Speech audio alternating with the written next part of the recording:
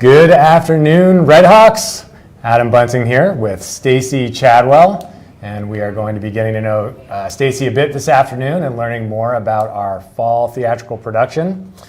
So Stacy is relatively new to CVU, joining us last year, so we thought it might be good to take a moment to do some introductions and have our community get to know Stacy a little bit. So we'd love to learn a little bit more about you. Okay. So I'd love to know, one, do you have like a go-to comfort food? Chocolate. Chocolate. Must be. Or any bread-related food, yeah. Okay. Yeah. So are we talking like dark chocolate Yes. or milk chocolate? Lake Champlain 57 dark is usually my go-to. Okay. Yeah. So you're dialed in. I'm dialed pretty, it's not new. It's not a new habit, so it's on, it just always lives at home. And then anytime you can wrap it in bread, so like a croissant or something. Oh, got it. Chocolate croissant. I thought you were good. just saying like a loaf of That would not probably Wonder be bread. bad, Okay. but I've never tried it. All right, let's move on to, do you have this is a big advisory question for us, a pet peeve? And if you ask my advisees, they will talk about like people chewing with their mouths open. Yeah. What are some other pet peeves? Oh, I have one advisee who cannot stand to see teachers in sandals, like just completely Oh, horrifying. that's a weird one. Yeah. So any okay. pet peeves for us? I have, it goes right to rage, so I don't know if it's a pet peeve, but idling cars. Oh, okay. So Yeah. do not leave the building at 3:15. I do not. That's when I'm right. Well, I'm in rehearsal then, so. Okay, that's good. So, right. We'll have to put up those, those signs that idling is illegal. Or turn your car off, because, yeah. Yeah. Or I can find a healthier way to cope with that, but that hasn't happened yet. No, healthy coping mechanisms, who needs them? Okay. All right, next question is, let's go to a little more depth here. What brought you to the arts? Why theater? Those kinds of things. It was kind of roundabout. I had an athletic career end with an injury, so when I could no longer compete, and in fact had to have many surgeries, I couldn't really even do PE in high school. So music sort of caught me. Yep. And gave me something that I could do, and I had always loved it. I'd always grown up singing in church or wherever, like anything. So, sorry, I'm hearing myself I know, it's in a that. little funky. Yeah. I just noticed it. So, Singing arts. singing How'd you get arts. there? Yeah. So I started doing that, and in high school, choir led to being on stage and acting. They were separate for a while, and then sort of put them together when I went to college. What sport did you play? Gymnastics. Gymnastics. Excellent. I can see many injuries in gymnastics, probably, right? It's true. So tell us a little bit more about what it's like to put together a theatrical production. So what are the joys, what are the challenges, and what doesn't the average person know about actually putting together, this year, Amelie? There is a lot of joy. For me, most the simple joys are with one-on-one, moments of growth and little light bulb moments with students. Other moments of joy come when, obviously after a huge in-depth rehearsal, a whole scene or song is just nailed, and there's that every once in a while you get this moment of magic that when everything lines up and it sounds good and it looks good and everybody remembers what they're supposed to be doing. So that is obviously a great joy. It's really joyful, you'll see in this clip, to see people in the wings, the way that other students watch when they're waiting to go on, or they are very excited for each other and enjoying what's going on. And when you watch them when they don't know you're watching them, it's kind of sweet. Challenges. It sounds like a boring challenge, but one of the challenges is just pure scheduling, especially at this age, just because conflicts abound and trying to get everything. We have 44 people in the show, and we have another 30 to 40 that are on the crews. So, and there's 10 teams of crews working.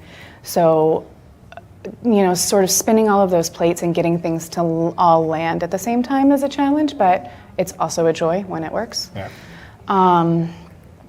And I think in this particular show,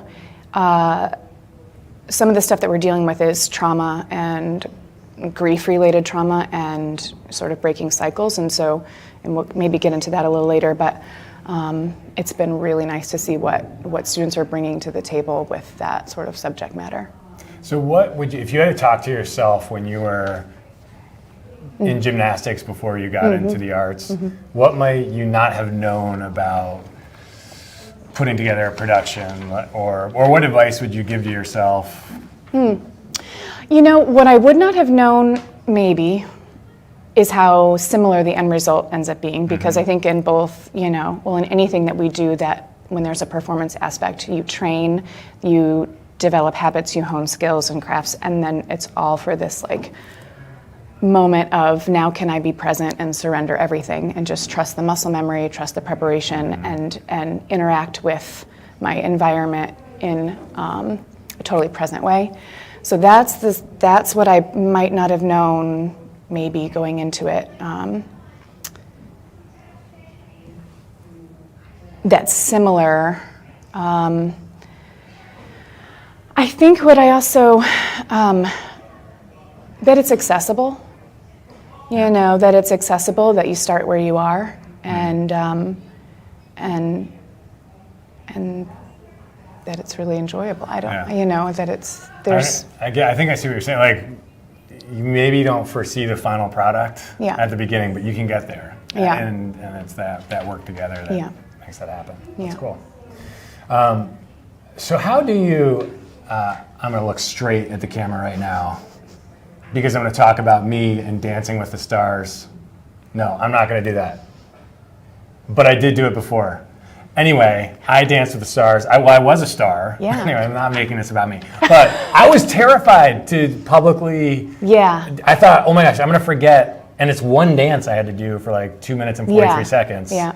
I was terrified I was going to forget... Your moves? My moves. I didn't trust my muscle memory. How do you work with actors and everyone to gain that confidence to know they can do it? I mean, you must deal with like stage fright and things like that all the time, right? That's totally normal. If we tackle stage fright by the time students are, dealing with stage fright, it seems like we're trying to put out fires. Right. To get ahead of it, meditation. Cool. A strong meditation practice from the beginning. Because when we start talking about like character development, ideally we would meditate, do some character work, talk about psychology, fully form those characters, and so that when we're rehearsing,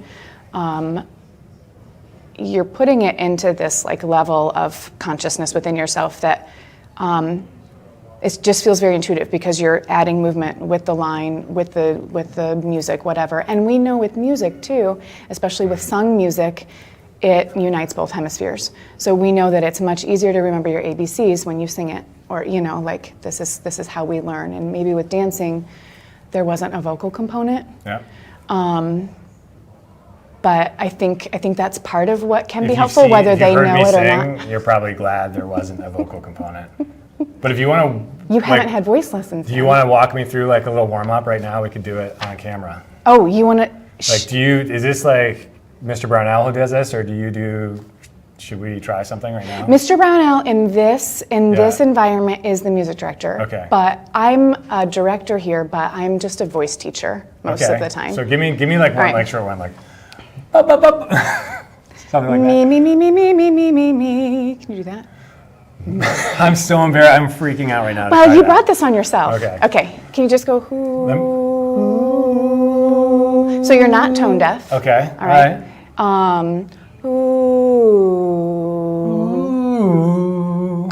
Good. Now Not then really you're gonna good. no, but it's okay. Okay. Me. Let's do whoo. But you did it! I'm freaking out right But now. you I'm did it. sweating. I have to stop this. But Should we you go to the did it. clip? Should we go to the clip right now and then come back? Yeah. Because I got to get out of this moment. You get out of I'm it. so uncomfortable right now. Wow, but I'm proud of you for doing that. Thank you. I'm I grateful for appreciate putting it. yourself out there. I'm Clip. sorry to my advisory and my family for that. Okay, let's go to the clip and then we'll come back.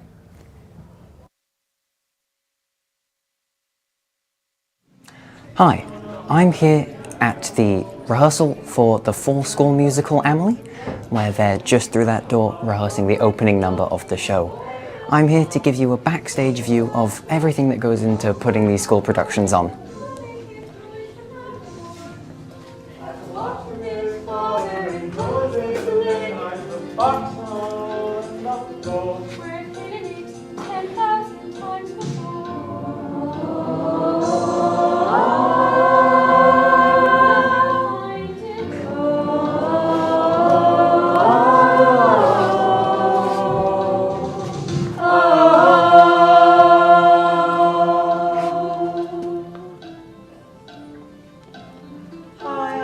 So we don't want to disturb them too much, so I think we're going to go around and look at some of the other parts of backstage that go into putting this production on. So just here we have the costume area where all the people who work on the many costumes for putting on a production of this scale work. You can see they are hard at work creating the numerous ostentatious designs needed for a show like Amelie. And if we go just down this hallway here,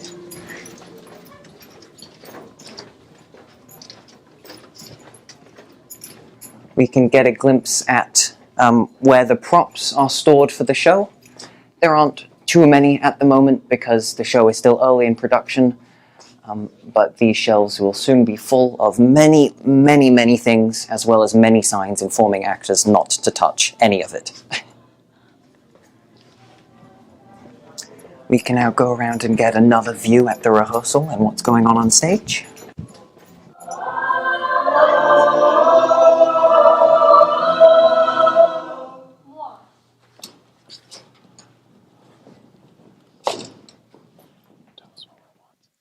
So we're just watching the end of the opening number, moving into the second number of the show. The musical is almost entirely sung through, so there is not much time in between most of the songs. We're moving now into the second number of the show, World's Best Dad.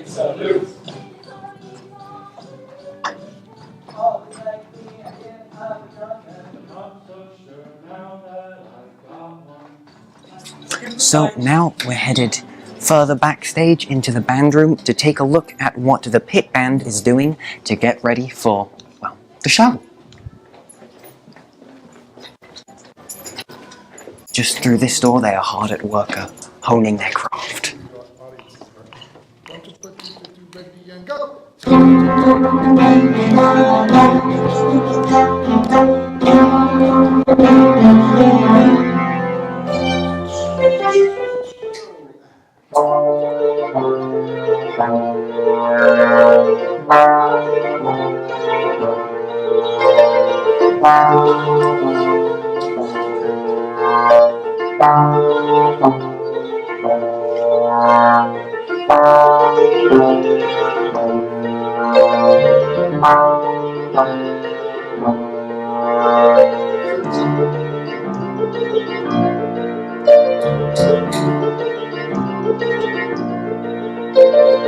Well, we're here watching the band do their rehearsal, but we don't want to take up too much of their time, so we're going to move now back to behind the stage to take a look at what's going on stage.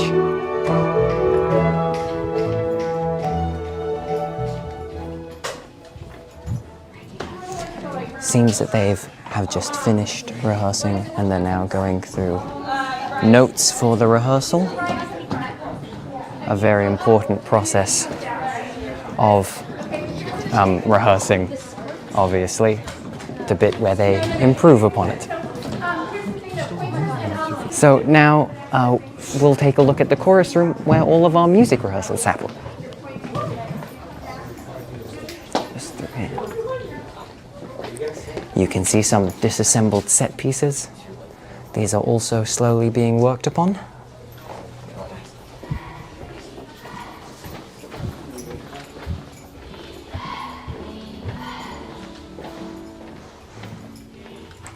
So this is the chorus room. This is where all of our music rehearsals happen, where we learn all the music for the show. Currently, no one's in here. It's not being used for anything.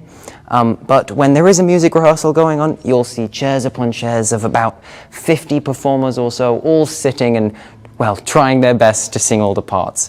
Now we can take a look at where all of our sets are built in the shop. So this is the shop, and this is where all of the set building takes place. There's lots of equipment in here. This room is also used for the wood and metal working classes, and so not all of this is being used for making the sets at any one given time. But this is where the magic happens, where all of the beautiful things that you get to see on stage are created. Theatre, like a lot of art mediums, is reliant on a lot of pieces coming together, and theatre, more so than a lot of others, has people doing things all over at the same time, and we bring it all together at the very end to make a wonderful live performance, which hopefully will be the case with the full show. Are we doing Tour de France? Yes. Okay, no. All right, so as we're here in the auditorium watching them get ready to rehearse another scene on stage, and thank you for joining us for this wonderful backstage tour where you get to see everything that goes into making these performances happen. Now, I best be going to get ready for my cue.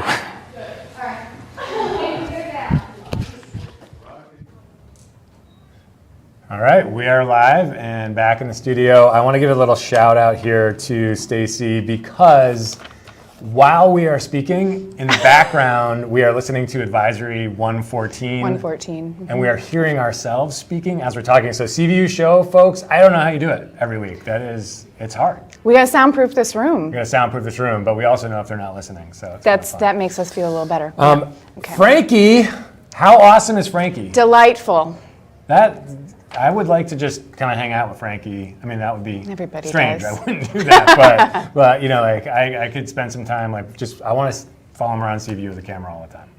He's a wealth of knowledge too. Just like when in doubt, go into like ask him about Tudor England and Yeah, I think know. he's in Brad Miller's advisory, and I think he's taught Brad Miller more than Brad's taught him. Would you agree with that? Do you know Brad at all? I don't know Brad, but I do know Frankie, so that wouldn't surprise me. Okay, all right, yeah. Frankie's amazing. Okay, any other adults you want to give a shout out to? Adults, that sounds funny, but people who are working with the show? Okay, so yes, this is important, and hopefully I'll remember everyone. So Cameron Brownell is a joy to work with, and he is our music director, so he works with 44 singers. Andy Miscavige is directing our pit and is glorious and has been here for a very long time, right? He's been here. He's been here for some time. It's pretty. He and I overlapped when I was a student, maybe Yeah. a short amount of time. Just he feels like he's like that like really grounded. Like okay, he knows the thing. Like Cameron and I are both newer, Mr. Brownell and I. So Andy and Cameron and then Carla Wietrich is our choreographer, and her boys just graduated within the last couple of years. She's glorious and comes with a like massive like. All this ballet knowledge, which is very appropriate for, contemporary ballet we get a lot of with Amelie because of the French whole, thing. Okay, so those are 4 important people. Jeff Tobruk is our TD. So TD meaning? A technical director. Okay. So he is in charge of sets and a lot of technical stuff. So Jeff is wonderful. Jason Fearon is our scenic director. So, and he has loved this story, Amelie, so much that he even visited like Montmartre and like stayed in the apartment where this was filmed and like has been to the cafe and all. So he's bringing a wealth of knowledge. Those are 5. Yep. Okay, but there's more. There's Ken Heights who manages the space and just does everything technical for us. Just going to interject right here. Yeah. Ken and Gary. Thank you. Thank you. Always. We don't say thank you enough. Ken, Gary, thank you, because now with Amelie, there's an imaginative component, so there's basically a projector going on the entire show. So there's a Gary and Ken and Jason, I don't know who else doing this, maybe I just volunteered Ken for something. But he's thumbing up, so that's good. So we have a team of students building basically a movie to overlay onto this show. That's more. Then we have props and costumes. Those kind of fall under Jeff. I always forget someone. This is the worst plan. Okay. Someone will text me if you've forgotten someone right now, and then I'll look at my phone and we'll thank them. Okay. Oh, Larry Miller. Larry Miller, there we go. Larry Miller is lighting and But I won't look wonderful. at my phone because of the cell phone policy. Anyway, go on. That's right. We have a no cell phone policy too. Yeah, it's good. Yeah, it's important. So those, I think, that covers a lot of adults. Okay. 2 more questions. Okay. One is, why Amelie?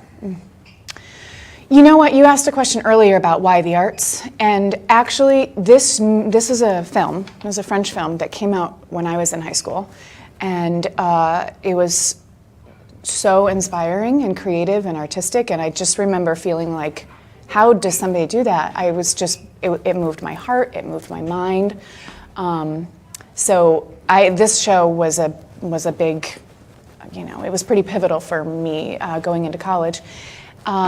When they turned it into a musical 6, 7 years ago, however long, I was just hopeful that it wasn't bad, that they didn't, But the music is equally as magical as the show. So the content of this story is sort of talked a little bit about, there's some childhood trauma, there's some neglect.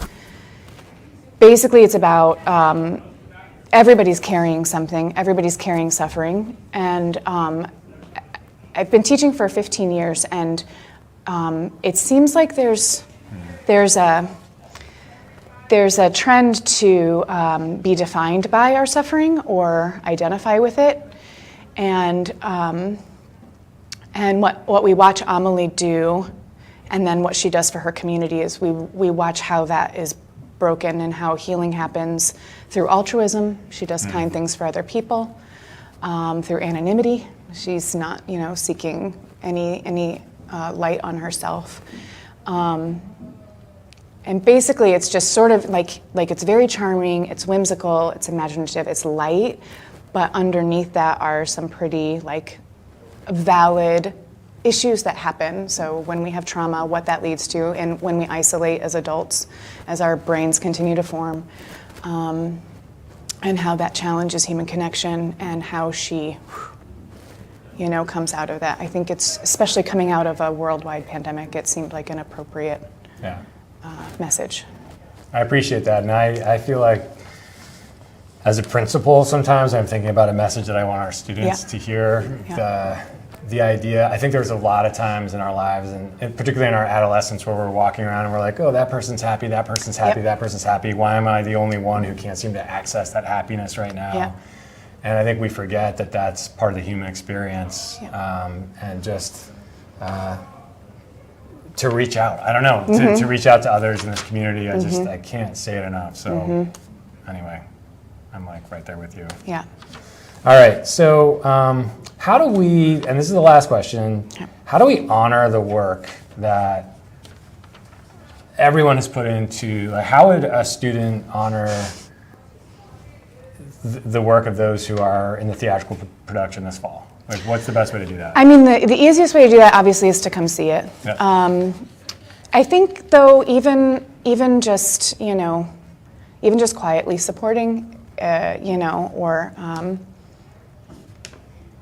just having integrity around it is fine, and even if it's not your thing, just to be okay with other people having their thing. But if they do want to go the extra step, I think that coming to see the show would be great. It would be great. It's in November, 11/11. We open, and the movie's rated R, but so if you're old enough, or if you have parents' permission to, or at least you can reference some scenes from the film, but that is a treat as well. So I hope people love the story. Awesome. Let's do one last thing. No one in the school will do this with me. I'm trying to get the whole Red Hawk call out. So it's like that. Do you want to try that? No. Well, you could try. But I tried singing. That doesn't sound vocally healthy, though. That is not something that you should do to your voice. Okay, maybe. This went the other way for you. Not only am I not doing it. You're refusing, like all of the students. I'm going to try to squash it. No, I won't. You're going to crush it. No. What if you did it with a nice musical, What would a hawk sound like? Demonstrate what that might be. Like something, I don't know, but you could do it better because you're a singer. I don't I mean, think we're that's all gonna singers, happen. right? That's We're all right. singers, we but- come out screaming. Well, give me and a singing. little. It's not going to happen, is it? No, All I right. don't think Hey, so. I tried. I tried with all of you. Adding to the 1,350 students and 200 faculty members who refuse, Right. you are in good company. Thank Anyway. you. Thanks for doing this. Much love to you all, Red Hawks, and have an awesome Friday and weekend. Thank you, Stacy. Thanks, Adam. I want to do something schmarmy like.